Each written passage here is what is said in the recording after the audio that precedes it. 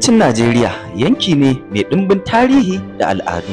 Haka zalika wani ginshiƙi ne na ƙasarmu Najeriya.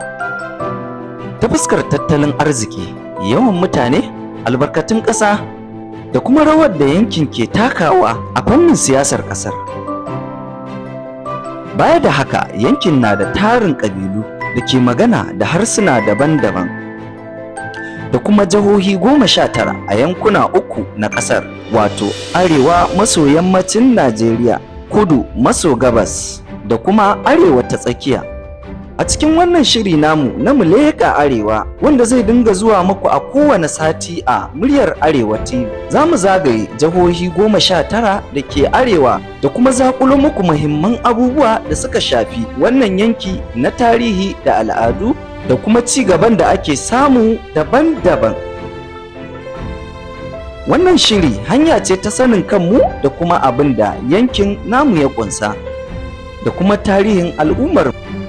Shin ko ka san cewa arewacin Najeriya yanki ne da ke cike da tsaunuka, dazuka, duwatsu masu ban mamaki?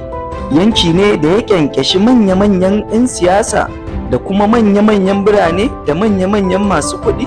A cikin wannan shiri za mu leƙa yankin jihar Bauchi da cikin dajin Yankari, mu tafi jihar Kano gidan rumfa da kasuwar Kurmi, mu ƙetara har jihar Sokoto fadar Shehu Ɗan Fodiyo, mu leƙa jihohin Katsina, Kaduna, Naija, Jigawa, birnin Kebbi, Gombe, Plateau, Jos, Nasarawa da duka jihohin arewacin Najeriya.